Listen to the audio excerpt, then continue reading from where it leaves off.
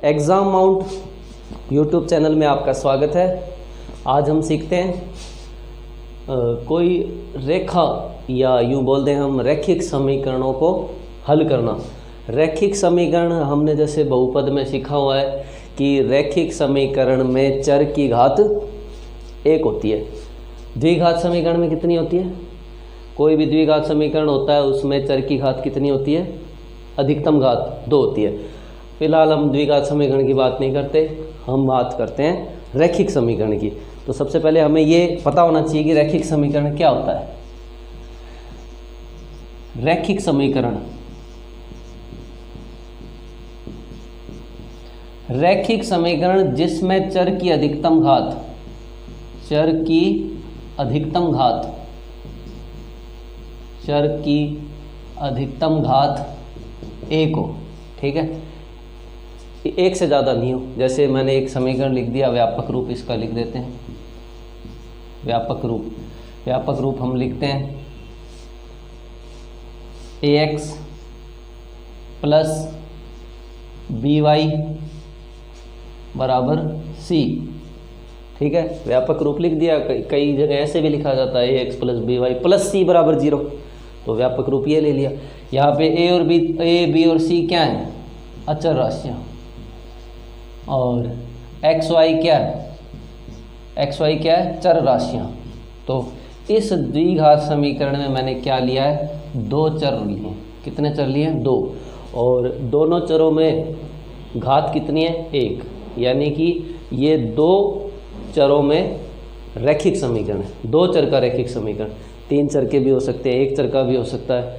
तो और इसका व्यापक रूप में ऐसे लिखते हैं। ठीक है, कक्षा 10 के लेवल में जितना हम केवल उतना ही पढ़ेंगे। तो व्यापक रूप ax प्लस by प्लस बराबर c, या ax plus by plus c बराबर 0, ऐसे भी लिख सकते हैं। अब हमें 2 समीकरण दिए जाएंगे अगर हमें उनका हल प्राप्त करना है। ax प्लस by बराबर c। दूसरा समीकरण ले रहे हैं इसलिए यहाँ पर a1 b1 कर देते हैं। a1 b1 और c1 अचर राशियों को, क्योंकि पहला समीकरण इसलिए 1 लिख देते हैं। दूसरे समीकरण के लिए a2x प्लस b2y बराबर c2। यहाँ पे a1 b1 c1 a2 b2 c2 ये सब क्या है? अचर। और x y 2 चर हैं। अब 2 समीकरण हैं और 2 ही चर हैं। अगर चरों की संख्या समीकरण की संख्या के बराबर हो तो उसका एक हल हम प्राप्त कर सकते हैं। सबसे पहले हम देखते हैं कि इनको हम रैखिक समीकरण क्यों बोलते हैं। क्यों बोलते हैं भाई? इसलिए बोलते हैं क्योंकि जब हम इनका ग्राफ खींचें तो एक सीधी रेखा प्राप्त होती है, सरल रेखा प्राप्त होती है। इसलिए इसका नाम क्या है? रैखिक समीकरण। रैखिक समीकरण में चर की घात कितनी है? अधिकतम 1 घात होती है। ठीक है, हम 11वीं 12वीं आगे की क्लासों में पढ़ेंगे। अगर चर की घात 2 हो तो वृत्त का समीकरण होता है, 3 हो तो इलिप्स। इस तरह से अलग अलग संरचनाओं की अलग अलग ग्राफ की अलग अलग समीकरण बनेंगे हम। अब हम देखते हैं कि इन दोनों समीकरणों के हल प्राप्त करने के लिए, या यूँ कहें कि बिना ग्राफ बनाए हम क्या पता कर सकते हैं कि ये जो 2 रेखाएं प्राप्त होगी वो किस तरह की होगी। अब 2 रेखाएं किस किस तरह की हो सकती है, जैसा कि हम पहले सीख चुके हैं कि हो सकता है दोनों रेखाएं क्या हो? समांतर। दोनों रेखाएं क्या हो? समांतर हो सकता है दोनों रेखाएं क्या हो? किसी एक बिंदु पर प्रतिच्छेद करती हो, यानी कि प्रतिच्छेदी। एक बिंदु पर प्रतिच्छेद करती हो, प्रतिच्छेदी रेखाएं। या हो सकती है कि अनेक बिंदुओं पर प्रतिच्छेद करती हो। ये पहली रेखा, ये अनेक बिंदुओं पर प्रतिच्छेद करती है, ये पहली रेखा, और ये दूसरी रेखा इसी के ऊपर। इनको बोलते हैं हम संपाती रेखाएं। संपाती रेखाएं, ये तो समांतर रेखाएं। जैसे रेल की पटरियाँ हमेशा समांतर चलती है, दोनों इधर वाली रेखा इधर एक साथ चलती है। और ये होती है प्रतिच्छेदी रेखाएं, केवल एक ही बिंदु पर मिलती है। अब इसको चाहे मैं आगे कितना भी बढ़ाऊँ, इसको इधर बढ़ाऊँ, ये भविष्य में कभी नहीं मिलेंगे। इधर से भी बढ़ाऊँ तो भी भविष्य में, खाली इस बिंदु के अलावा ये कहीं भी नहीं मिलेंगे, कहीं नहीं मिलेंगे। ये प्रत्येक बिंदु पर मिलेंगे। जैसे इसको पीछे बढ़ाया तो प्रत्येक बिंदु पर मिलते जाएंगे। तो ये संपाती रेखाएं, ये समांतर। समांतर रेखाओं का कोई हल नहीं होता क्योंकि ये प्रतिच्छेद ही नहीं करती, इसलिए कोई हल नहीं। प्रतिच्छेदी रेखाएं क्योंकि एक बिंदु पर प्रतिच्छेद करती हैं इसलिए इसका लिखेंगे हम एक हल या अद्वितीय हल। जो इकलौता उसको अद्वितीय बोला जाता है, अद्वितीय हल। और ये संपाती रेखाएं कई बिंदुओं पर स्पर्श कर रही है इसलिए इनके क्या होंगे, अनेक हल, अनेक हल। तो समांतर रेखाओं का कोई हल नहीं, क्यों? क्योंकि प्रतिच्छेद ही नहीं कर रही, तो हम कैसे बताएं कि कहाँ प्रतिच्छेद कर रही है? प्रतिच्छेद एक बिंदु पर कर रही है इसलिए एक हल, और संपाती रेखाएं अनेक बिंदुओं पर प्रतिच्छेद कर रही है इसलिए अनेक हल। तो इस केस में तो हम जैसे जब भी हमें ऐसी रेखाएं प्राप्त हो जाएगी हम लिख देंगे कोई हल नहीं, और इस केस में हमें हल निकाल के दिखाना होगा। ठीक है, इस केस में भी हमें हल दिखाना होगा। इसको क्या, इन दोनों को क्या बोलते हैं, संगत हल। इसको भी क्या कहते हैं, संगत हल, और इसको भी कहते हैं संगत हल। तो अगर संगत होगा तब तो हल करेंगे। ठीक है, हम कोई उदाहरण से देखते हैं, कोई उदाहरण लेते हैं, उससे समझते हैं कि किस तरह की ग्राफ बनता है इसका। जैसे कोई भी समीकरण लें, मैं जैसे एक समीकरण लिखता हूँ 2x + 3y = 13। दूसरा समीकरण लिखता हूँ 5x - 2y, 5x - 2y = 4। तो देखो यहाँ पे a1 b1 a2 b2 x और y चर है, इसमें ये c1 और c2 है। तो सबसे पहले हमें क्या करना होता है, इसमें a1 अनुपात a2 निकालना होता है। उसके बाद हम निकालते हैं b1 और b2 का अनुपात, उसके बाद निकालते हैं c1 और c2 का अनुपात। अब तीन परिस्थितियाँ होती है, तीन परिस्थितियाँ। पहली परिस्थिति, हो सकता है ये तीनों क्या आ जाएं बराबर, तो हम क्या लिखते हैं, संपाती रेखाएं। बिना ग्राफ बताए बता सकते हैं कि ये संपाती रेखाएं, और अनेक हल है इसकी, अनेक हल। अगर मान लो ऐसा होता कि a1/a2 बराबर आ गया b1/b2, लेकिन c1/c2 बराबर नहीं आया, तो हम क्या लिखते हैं, समांतर रेखाएं। यानी कि दोनों रेखाएं क्या हैं, समांतर। समांतर है इसका मतलब कोई हल नहीं, कोई हल नहीं। अगर हम ऐसी स्थिति प्राप्त करें, अगर हम ये वाली स्थिति प्राप्त करें, यहाँ लिखता हूँ मैं, ऊपर लिख देता हूँ तीसरी स्थिति को।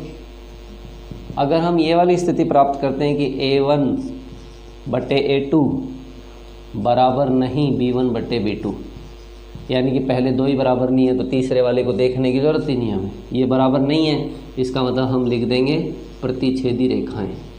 क्या लिखेंगे, प्रतिच्छेदी रेखाएं, और इसका एक हल होगा। एक हल बोल दो या द्वितीय हल होता है। ठीक है, ये तीन परिस्थितियाँ आप वीडियो को पॉज करके तीनों परिस्थितियाँ नोट करेंगे, और इस सवाल में कौन सी परिस्थिति लग रही है वो हम देखेंगे। आप वीडियो को पॉज करके इसको, तो हम आते हैं सवाल पे, देखते हैं कि यहाँ पर सबसे पहले हम निकालते हैं a1/a2, जो कि हमारे पास आता है 2/5।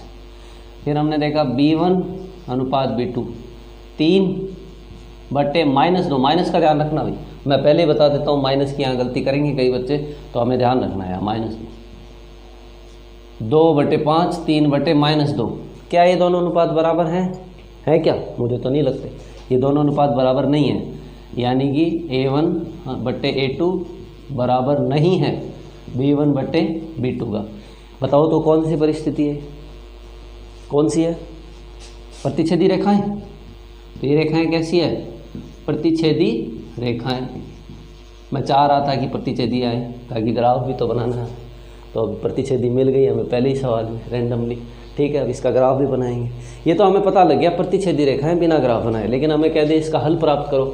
तो हल प्राप्त करने के पास हमें पता है एक विलोपन विधि, आप 9वीं कक्षा में पढ़ चुके हो विलोपन विधि। एक होती है प्रतिस्थापना विधि, प्रतिस्थापन विधि, और एक होती है ग्राफीय विधि। ग्राफीय विधि, ग्राफीय विधि हम पढ़ेंगे। इस विधि से एक सवाल परीक्षा में 100% आएगा, और जैसा मैं बता देता हूँ वैसी ट्रिक आपको कर लेनी है। ऐसा प्रश्न मान लो एक छप गया आपके और अंक चेंज हो सकते हैं। बड़ा ही सिंपल तरीका, आज तक आपने मान लो भले क्लास में पढ़ा हो नहीं पढ़ा हो, लेकिन अगर आपने अब सीख लिया तो ये मेरी गारंटी अभी के अभी आ जाएगा आपको। कोई भी ग्राफ दो चाहे, अब मैं इसी सवाल को लेता हूँ। जैसे ग्राफ बनाने के लिए हमें पता है 2 अक्षों की जरूरत पड़ती है, जैसे कि पहले के वीडियो में बताया जा चुका है। ये कौन सा अक्ष है? इसको हम बोलते हैं वाई अक्ष। ऊपर की तरफ हम प्लस वाई लेते हैं, नीचे की तरफ माइनस वाई। ये कौन सा अक्ष है? एक्स अक्ष। इधर प्लस एक्स और इधर माइनस एक्स, या एक्स डैश से भी लिखा जाता है, वाई डैश या एक्स डैश। सिंपल भाषा के लिए हम प्लस माइनस लेते हैं कि उल्टे हाथ की तरफ माइनस, इधर की तरफ प्लस। बीच में ओरिजिन ओ, हिंदी में बोले तो मूल बिंदु, ये मूल बिंदु है। ठीक है, तो सबसे पहले हम इसकी सारणी प्राप्त करेंगे। ठीक है, सारणी के लिए पहला समीकरण लिखते हैं 2x प्लस 3y बराबर 13। इसकी सारणी बनानी है। देखो कक्षाओं में आपको हो सकता है 3 सारणियाँ बनवाई गई हो, या जो सारणी तो ये एक ही बनेगी, लेकिन 3 मान लिए गए हो, 4 मान लिए गए हो। हमें नहीं लेना, हमें सिर्फ 2 मान लेने। हमें इसमें x और y के केवल 2 मान लेने हैं, क्योंकि हम जानते हैं कि 2 बिंदु प्राप्त होते ही हम रेखा खींच सकते हैं। तो हम ज़्यादा क्यों लें, है ना। अब चाहे तो इन 2 को मिला दो तो भी वही रेखा मिलेगी, चाहे और ले लो रेखा तो वही रहेगी। तो क्योंकि हम फिलहाल परीक्षा की तैयारी कर रहे हैं, इसलिए हमें तो फिलहाल सीधा हमें 5 मिनट में पूरा एक प्रश्न तैयार हो जाए ऐसा प्रयास करना है। हमें मान भी कौन से लेने हैं? सबसे सरल, सबसे छोटा अंक कौन सा होता है? 0। एक बार x को 0 ले लेना, एक बार y को 0 लिख देना, चाहे कुछ भी हो। एक बार x पे 0 लिख दिया, एक बार y पे 0 लिख दिया। अब बात आई, पहले जब x पे 0 लिखा, यानी कि x का मान इस समीकरण में 0 लिया, तो y का कितना आएगा? ठीक है, y का हम नहीं लिख सकते अपनी मर्जी से। हमने अपनी मर्जी से कोई भी एक चर का लिख सकते हैं। मैंने यहाँ x का लिख दिया 0। पहले बिंदु की बात कर रहा हूँ, तब मैंने x का मान 0 लिख दिया। अब y का क्या आएगा 0 लिखने पर? तो देखना पड़ेगा क्या आता है। देखते हैं भाई, तो जहाँ भी x लिखा हुआ है उसकी जगह 0 कर दो।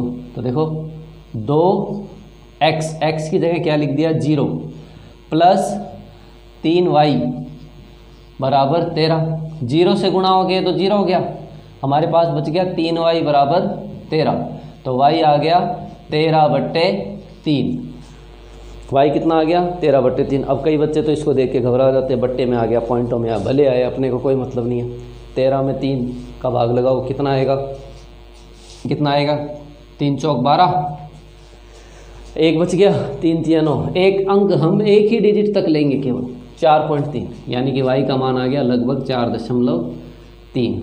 ठीक है, अब देखो अगर हम मान 0 करते हैं y का मान क्या कर दिया? 0। तो अब हमें क्या पता x का क्या आएगा? अभी पता लग जाएगा कि अगर y का मान 0 करते हैं तो x का मान क्या आता है। देखते हैं भाई, इस समीकरण में 2x प्लस 3y का मान क्या लिख दिया? 0 बराबर 13। तो 2x बराबर, अब क्योंकि 0 3 से गुणा हो गया 0 हो गया, लिखने की जरूरत ही नहीं उसमें। 2x बराबर 13, तो x बराबर 13/2। बताओ 13 में 2 का भाग लगाया, 2 6 12, 1 2 6.5। तो हमने 2 मानों की एक सारणी प्राप्त कर ली इस समीकरण के लिए। 2 मानों की एक सारणी प्राप्त कर ली। अब देखते हैं दूसरा समीकरण। एक समीकरण और है, ये समीकरण है 5x, यहाँ लिखता हूँ 5x माइनस 2y बराबर 4। सारणी बनाई x y। पहले क्या लेना बताओ? x का 0 एक बार, फिर y का 0। जब x का मान 0 लिया, देखो 5x का मान 0 लिया, माइनस 2y बराबर 4। माइनस का ध्यान रखना है, ये तो 0 हो गया, तो माइनस 2y बराबर 4। तो y बराबर 4/-2, भाग लगाया 2 दूनी 4, 2 आ गया, माइनस भी है तो y बराबर -2। यानी कि जब x 0 होगा तो y -2 आएगा।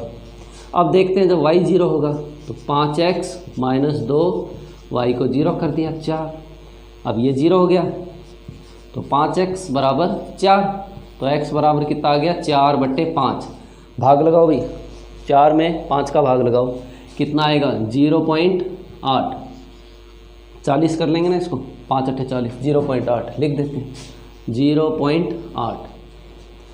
हमने ये दो सारणी प्राप्त कर ली। आप वीडियो को पॉज करके इन सारणी के मान कैसे निकालें वो हम देख सकते हैं। दोनों जो इन समीकरणों की जो दो सारणियाँ थी आपने देखा ये हमें प्राप्त हो गई।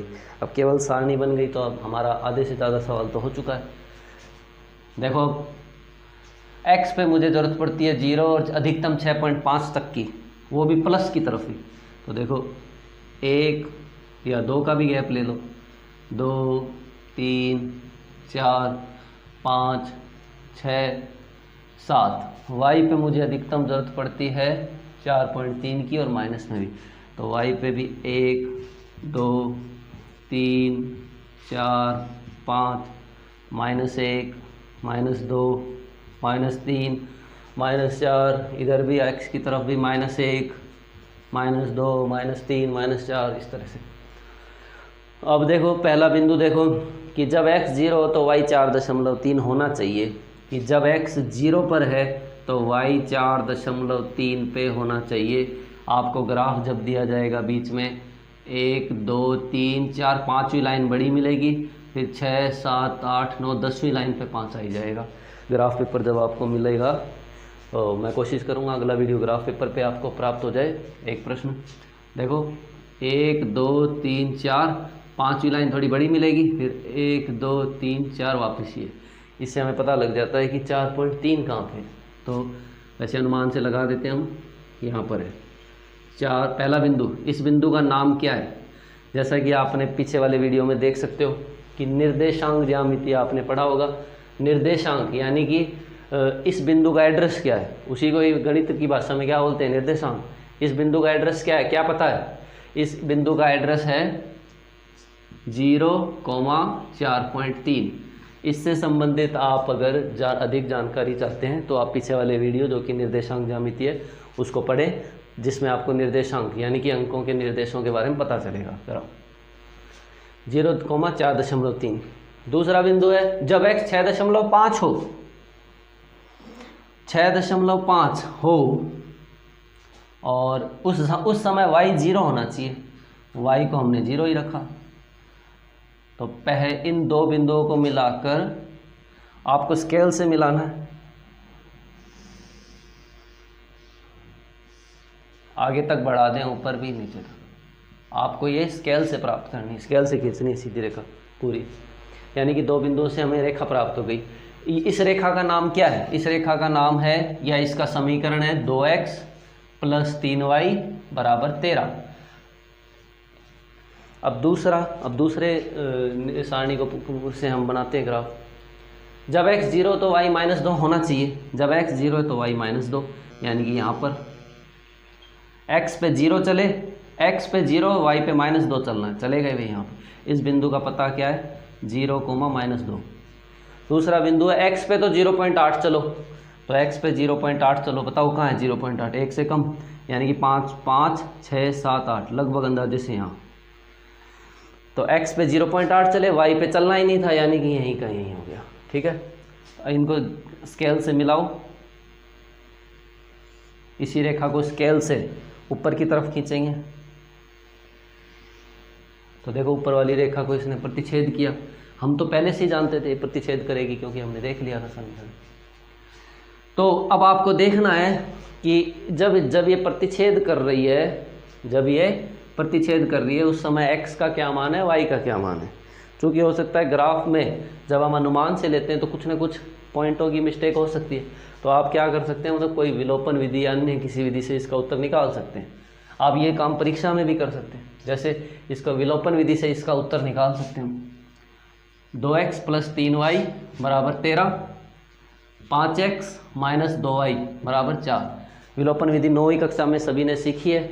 समीकरण 1 को तो 5 से गुणा कर दें, इसको 2 से गुणा कर दें, यानी कि इसको तो 5 से गुणा कर दें, इसको 2 से गुणा कर दें। तो इसको 5 से गुणा करो भाई, कितना आता है, 5 दूनी 10, 10x, 5 दिए 15y = 65। इसको 2 से करना है, इसको 5 से, इसको 2 से, 2 × 10x - 4y = 8। ये कट जाए तो इनके चिन्ह बदलते हैं, माइनस और माइनस को कर दिया प्लस और माइनस, ये तो कट गए। तो 15 और 4 19y, 65 में से 8 गए, 65 में से 8 गए 57,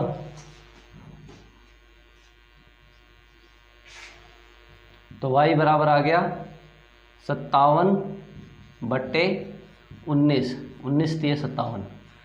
अब y बराबर 3 आ गया। y का मान समीकरण 1 या 2 किसी में भी रख दो। y का मान समीकरण 1 में रख देते हैं, तो 2x + 3, y का मान कितना है 3, 3 यहाँ लिख देते हैं, बराबर 13। तो 2x 3 तिया कितने होते हैं 9, इसको 33 मत लिख देना है, गुणा है, इसका ब्रैकेट है ना, इसका तो गुणा में 3 तिया 9 बराबर 13।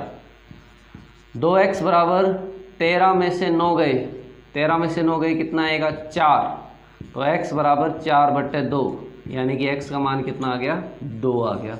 तो हमारे पास जो उत्तर है x का 2 है, y का 3 है। देखते हैं ग्राफ में भी यही आएगा। अरे वाह, बिल्कुल यही आ रहा है। x का मान 2, देखो आप ग्राफ पे बनाएंगे, देखो x बराबर 2 पे काटता है और y बराबर 3 पे, यानी कि हमने अनुमान से भी अपना पूरा अप्रोप्रिएट गया है। ठीक है, तो इस तरह से आप इस क्वेश्चन को करें। थोड़ा निर्देशांक ज्यामिति को भी आपको पढ़ना पड़ेगा, अगर नहीं भी पढ़ी है तो आप सीधा ही कर सकते हैं। 2 सारणी बनानी है, एक दोनों को 0 रख के। ठीक है, इससे संबंधित कोई अगर समस्या हो तो आप ज़रूर कमेंट कीजिए, मैं इससे भी सरल और प्रयास करेंगे, इससे भी सरल प्रयास करेंगे और इनको हल करेंगे। आप इसको नोट, ये जो प्रश्न है ग्राफ का, ये कुल 30 प्रश्न आते हैं। 28वें नंबर पे ग्राफ का आता है अभी तक, अभी पीछे के हमने पेपरों में देखा है। 28वां जो प्रश्न का 6 नंबर का प्रश्न आएगा। इसी तरीके से आपको करना है, केवल 2 मान लें, चाहे भले आपने क्लास में 5 मान लिए हों, आगे 6 लिए हों, 3 लिए हों, हमें 2 से करना है। हमें ग्राफ प्राप्त हो जाएगा, हमें उत्तर भी प्राप्त हो जाएगा कि कहाँ ये काट रहे हैं। कई बार क्या होता है, हम सारणी में गलती हो गई बच्चों से किसी से कि यहाँ 4.3 की जगह 3.3 लिखा गया या कोई कैलकुलेशन में, तो आप अपने उत्तर को विलोपन विधि से भी हल करके अवश्य देखें। विलोपन विधि से क्या होता है हमें उत्तर, और ये उत्तर आपको प्रश्न के सामने नहीं करना, या आप रफ कार्य में करें कि हमने y का मान इतना 3 है। इससे क्या आपके उत्तर की श्योरिटी होगी कि हमारा ग्राफ सही है, सही जगह काटा है, इसका मतलब सारणी भी सही है, हमने सारा काम जो किया बिल्कुल सही है।